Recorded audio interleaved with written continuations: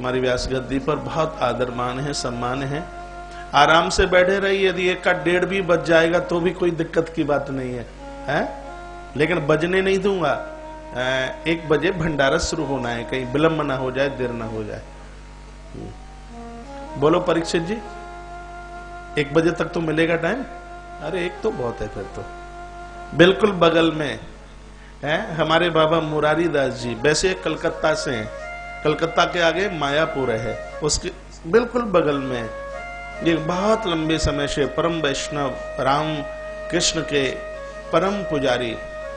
ऐसी धरती से जहाँ जीव सनातन गोस्वामी चैतन्य महाप्रभु की जन्मभूमि, इतने बड़े तीर्थ से बाबा मुरारी दास जी श्रीधाम वृंदावन में वास कर रहे हैं और बहुत लंबे समय से वेणु बजा रहे हैं, बांसुरी बजा रहे हैं। बहुत अच्छे हैं, बहुत बढ़िया। पूरे यजन का यज्ञ का आचार्यत्व किया है आचार्य श्री जी पंडित राममोहन शास्त्री। इनकी विद्वता वंदन करने को लायक है, प्रणाम करने को लायक है। हमारे गुरुकुल के ये प्राचार्य हैं और इनका पढ़ाया हुआ बच्चा आज कोई वक्ता है, कोई बहुत बड़ा ज्योतिषी है, कोई कुछ कोई कुछ कोई कुछ है। श्री आचार्य श्री जी पूरे यज्ञ का उन्होंने प्रतिनिधित्व किया है और बड़ी शालीनता के साथ में संपन्न कराया है आयोजन। एक बार तालियों के साथ आप आचार्य जी का आदर करें, मान करें। ठीक बगल में राजस्थान से छोटा सा बालक, अब इसका पता नहीं गोत्र क्या है, मैं तो इसको छिलका छिलका बोल देता हूं। क्या है इसका पूरा नाम? है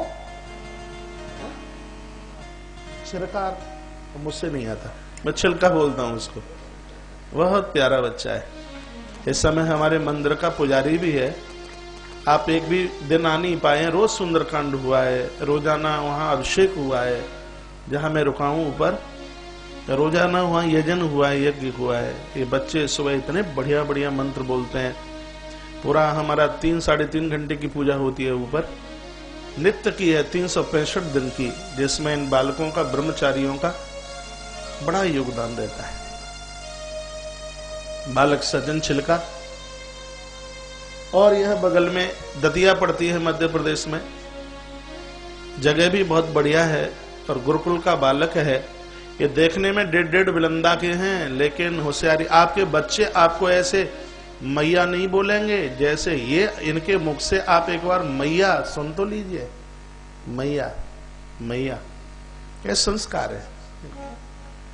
बालक नाम है इसका विकास, लेकिन जैसी मेरी पूजा में सालग्राम की बटुलिया है ना, बिल्कुल वैसा, इसलिए मैं इसको सालग्राम बोलता हूं।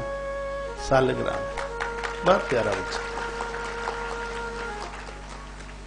ये बिल्कुल बगल में बिहार प्रदेश से है बालक सुमन मिश्रा। इतना इंटेलिजेंट बच्चा है, इतना होशियार है।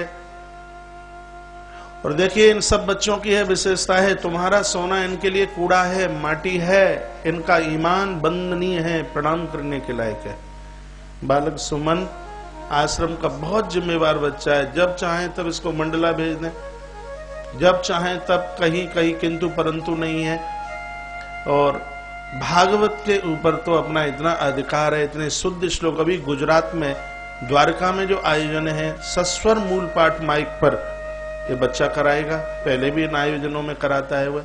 बालक सुमन के लिए आप ताली बजाइए। हमारा बच्चा ज्ञानेंद्र मिश्रा, उसको कल भेजा है, उसको द्वारका के लिए वह निकला है। तो वहाँ आयोजन इतना बड़ा है कि वहाँ की व्यवस्थाएं शुरू हो गई हैं। रात को वह निकला तो गाड़ी इतनी लेट हुई है, गाड़ी को शायद शाम को 7 बजे का समय था और वह गाड़ी आज सुबह 7 बजे आई है, 12 घंटा लेट गाड़ी। तो उसने उधर के लिए प्रस्थान किया है। और ये हमारे बरनी भाई है, नाम तो सबके मैं जानता नहीं, वो आप जानते ही है, तो इनके लिए जोरदार तालियां आप बजाइए, वंदन कीजिए। आप सबके वंदनीय हैं, ये पूज्य हैं ये, और भागवत के 5 प्राण हैं।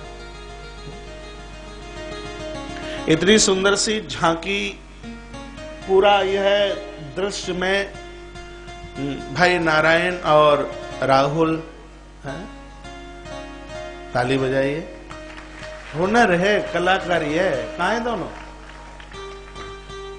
सो तो नहीं रहे? अच्छा, कोई तैयारी में होंगे। सोते तो बहुत जल्दी जागते हैं। आज तो मेरी सुबह 5:15 5:30 बजे टेलीफोन पर बात हुई। तो भाई नारायण नाम भी कितने प्यारे हैं, नारायण, राहुल, जैसा प्रसंग वैसी व्यासपीठ। इतने सुंदर सी साउंड की व्यवस्था आप देख रहे हैं, इतना हुनर, हाथ में इतनी योग्यता। भाई मोहन शर्मा ये इधर है, बहुत गुलगुला बालक है, बहुत प्यारा है, मेरा बहुत लाडला है।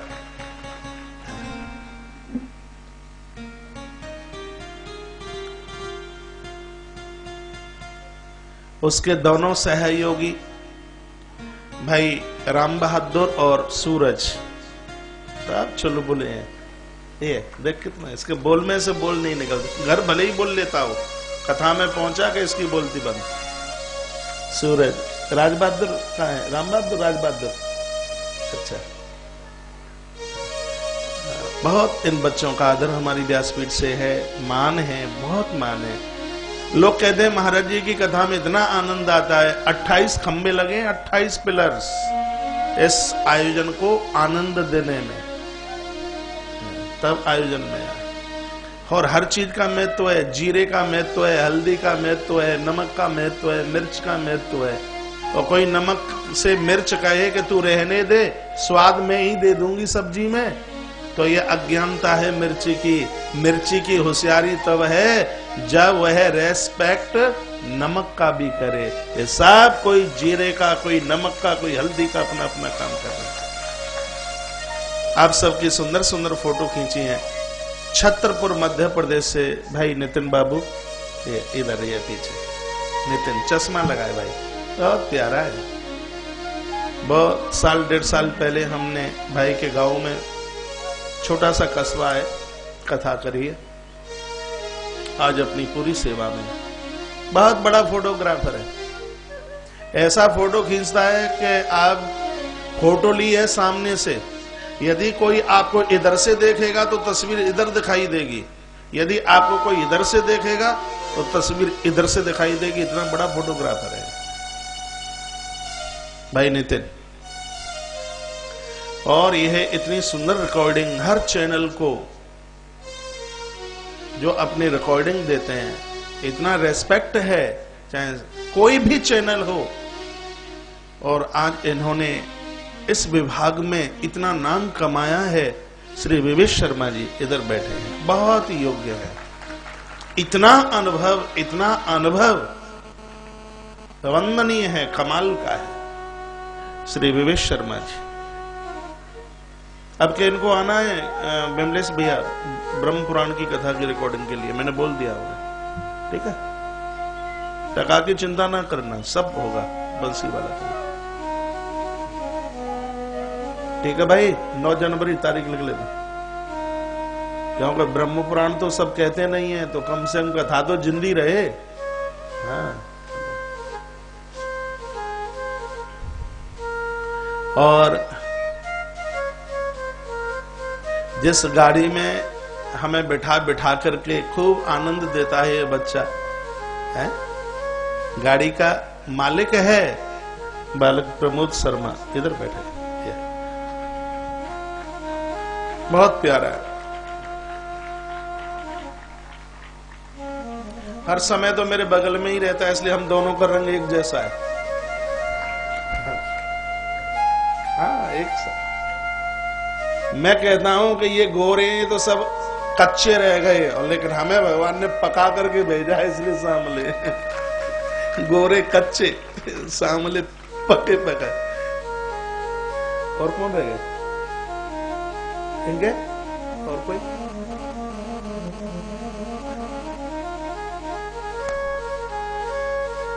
पूजा टेंट का तो यह सुंदर सा नजारा दिखाई दे ही रहा है। एक बार इन हलवाइयों के लिए आप जरूर ताली बजाइए। यहाँ भी और वहां भी बहुत स्वादिष्ट भोजन बना है, बहुत बढ़िया किया।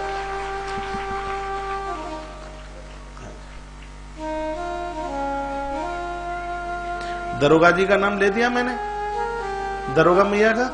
अच्छा, बाद में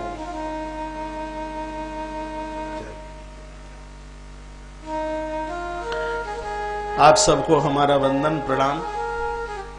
अब के बिछुड़े न जाने कब कहां मिलेंगे, जल्दी मिलें भगवान को मेरी प्रार्थना है।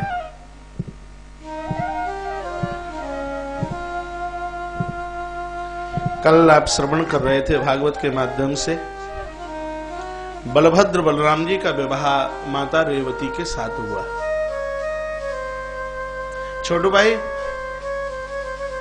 बच्चे का नाम क्या है? दीपक। इन दोनों बच्चों को इतनी ताली बजाओ, इतना अनुभव है कैमरे का। जब ये छोटू यहां हो व्यास गद्दी के पास, फिर उस समय कैमरा देखिए ऐसे घूमता यूं, फरक तनी की तरह यूं। ये वे संस्कार वाले। मेरे अभी पिछली किसी कथा में मैं गया जी में बोल रहा था, मैंने कहा देखना हमारा कैमरे वाला मैं अगली बार लेकर के आऊंगा। अभी इसी गया जी में मैंने बोला छोटू के लिए, बहुत हुनर है, कमाल है। ये भाई दीपक, भाई छोटू, बहुत आदर, बहुत मान, रेस्पेक्ट यू।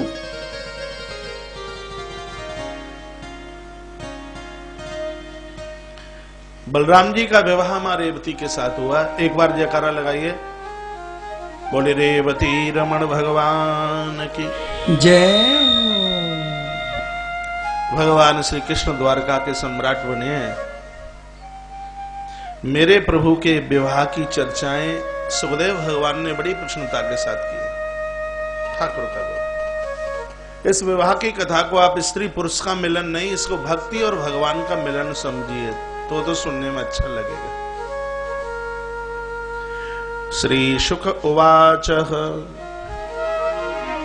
राजा शीत भीष्म को नामा विदर्भाधिपतिर्महान् तस्य पंजाभवन पौत्रा कन्यका च वराननाम् रुक्मग्रजो रुक्मरथो रुक्मबाहुरनन्दरा रुक्मकेशो रुक्ममाली रुक्मण्येषां स्वसा सती। कुंदनपुर यह जगह महाराष्ट्र में पड़ती है, अमरावती के आसपास। आप सोचिए मत, थोड़े खिल करके मुस्कुरा करके ठीक से बैठिए। आज मुझे भी अच्छा लग नहीं रहा है क्योंकि कथा विराम लेने वाली है, इसलिए आप सहयोग कीजिए कि 3 घंटे की कथा बिना रोए गाए पूरी हो, आपका ध्यान एकाग्रचित हो।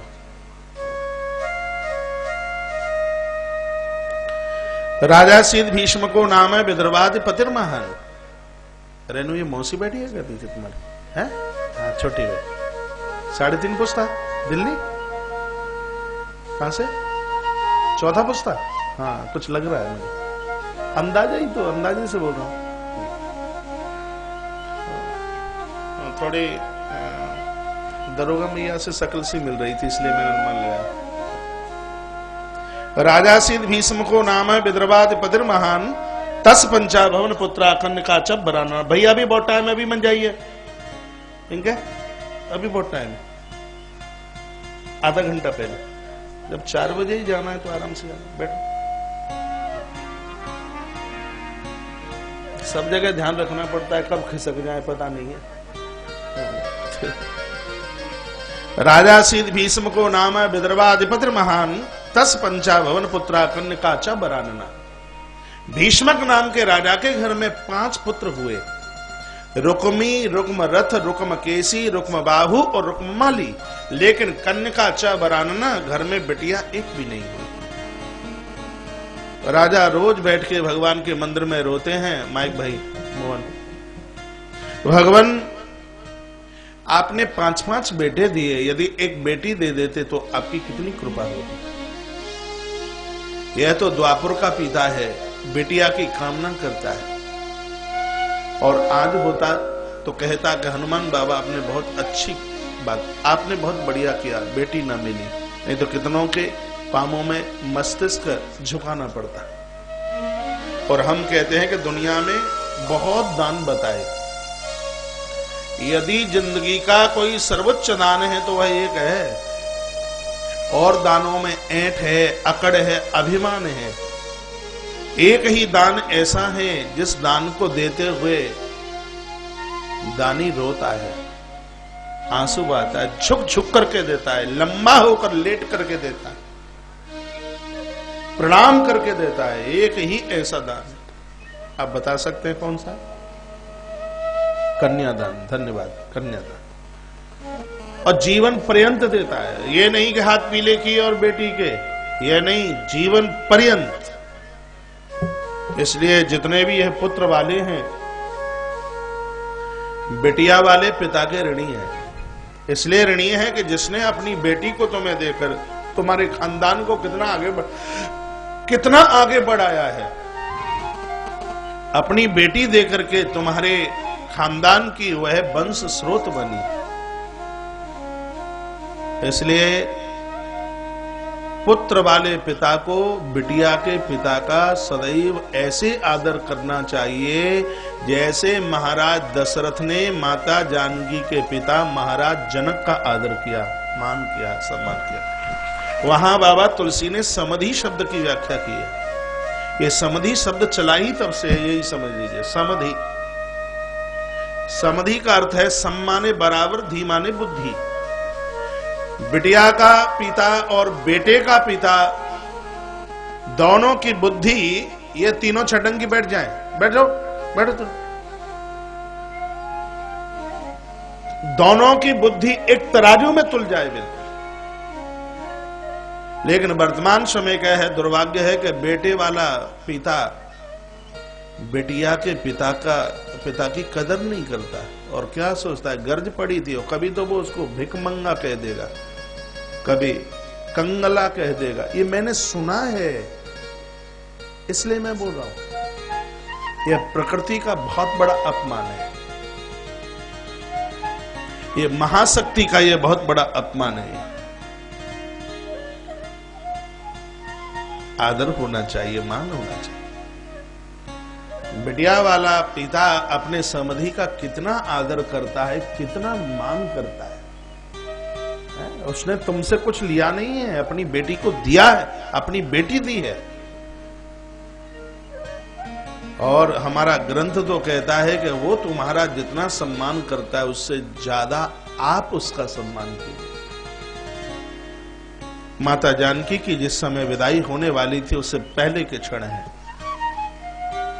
महाराज जनक की आंख में आंसू थे। अवधेश दशरथ जनमासे की तरफ निकल रहे थे रास्ते में। जनमासा जानते हैं? हाँ? हाँ, निकल रहे। महाराज जनक को रोते हुए दशरथ महाराज ने देखा, बेस कम करो। चरणों में महाराज जनक गिर पड़े। अवधेश महाराज दशरथ ने उठाया, आप रो क्यों रहे? जनक महाराज बोले, राजन, बेटी के पिता से जो कुछ बनता है सो वह देता है, कभी लेता नहीं। लेकिन मैं विवश हूं, आपसे भीख मांग रहा हूं, मेरी झोली में भीख डाल दी। महाराजा दशरथ बोले, आप इतने अधीर क्यों हो रहे हैं, बताइए क्या बात है? कहा, बहुत सुख में मेरी बेटी पली है, जिसे तुम आज अपनी बहू बना के लेके जा रहे हो। हे अन्नदाता, ये इतनी आवाज क्यों करते हैं, क्यों बोल रहे हैं आप इतना?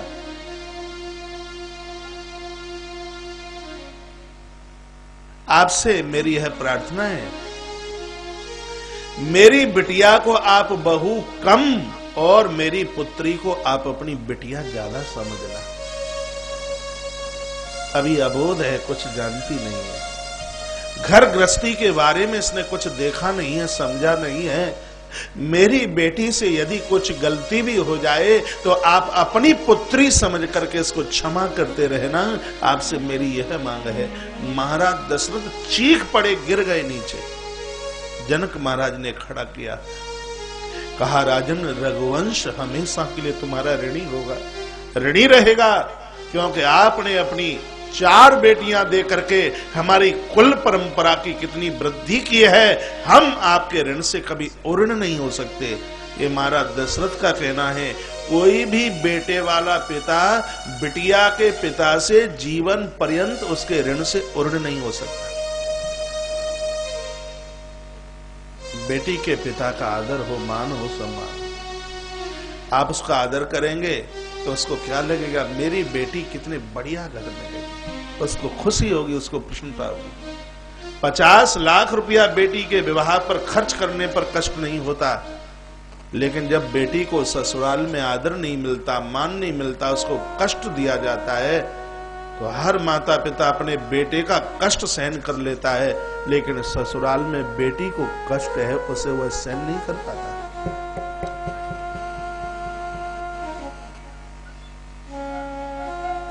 महाराज दशरथ के शब्द हैं, बधू लड़किनी पर घर आई, राखव नयन पलक की नहीं। दूसरे की बेटी आपके घर आई है, उसको ऐसे रखिए जैसे आंख के पलक अंदर पुत्री का ध्यान रखते हैं। उंगली यूं लेके जाइए, पलक अपने आप गिर जाएंगे, भ्रकुटी गिर जाएगी नीचे।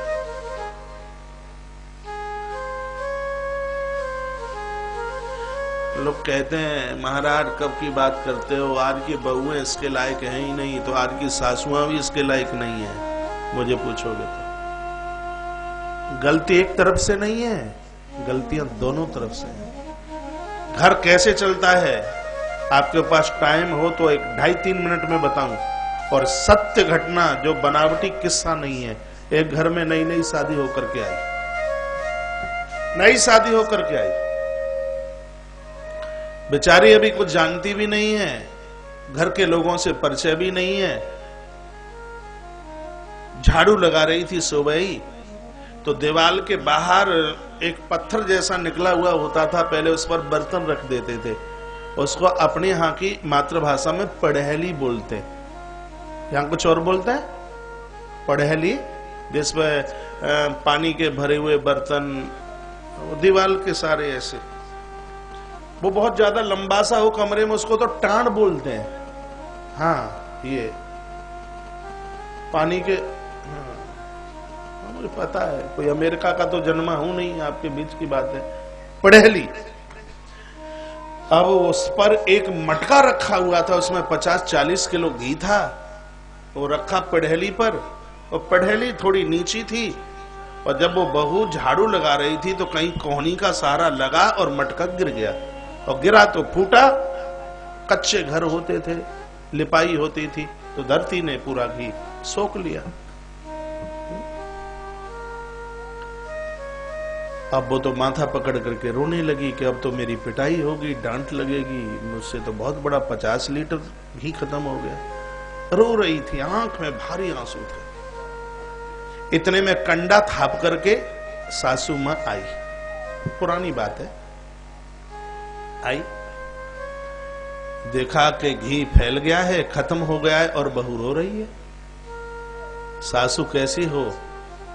सासू, माताएं आप सुन नहीं रहे हैं, इधर गुम्मट, इधर वाला गुम्मट, गुमटी, आपको बोल रहा हूं दीदियों, मेरी तरफ देखो ना। हाँ, इतने तो हम बुरे हैं नहीं कि देखने के लायक ना हो, इधर देखो, फिर आपस में बात करते हैं।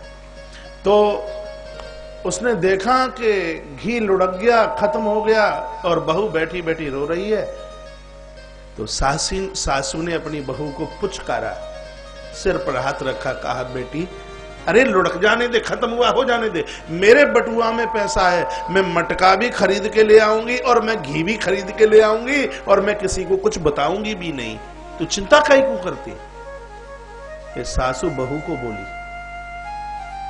इतने में वो बहू के ससुर साहब आए, सो देखा कि मटका फूट गया, घी खत्म हो गया है, बहू रो रही है, और मेरी पत्नी उसके ऊपर लाड दुलार कर रही है। और ध्यान रखना, जिन घरों में ये माताएं अपनी बहुओं को लाड दुलार करती हैं तो उनके पति उनके ऊपर बहुत खुश होते हैं। हाँ जी, आप ये ना सोचना कि तुम अपनी बहू को लाड करोगी तो कहीं तुम्हारा पति रूठ जाएगा, नहीं, उन्हें बहुत खुशी होती है, प्रसन्नता होती है। इतने खुश हुए वो ससुर साहब, और कहने लगे बेटी क्या हो गया, ये तो तुझसे घड़ा गिरा है, और ये कहीं मेरी बिटिया से गिर गया होता तो हो जाने नुकसान, कुछ नहीं होता। ये ससुर साहब के शब्द थे। इतने में वो उस बहू का पति आ गया। उसने देखा कि मेरी पत्नी रो रही है और मम्मी पापा समझा रहे हैं। उसकी आंखें भर आई और आके क्या बोला, कहता है मम्मी पापा को, बाबूजी, माता, मैं आपका परम भक्त हूं। मैंने महादेव को नहीं देखा, मैंने पार्वती को नहीं देखा, लेकिन मेरी मां पार्वती और मेरे पिता महादेव हैं। वो बोला, वो माता पिता को कहने लगा, मैं जो कहूं उसका आप गलत अर्थ ना निकालना।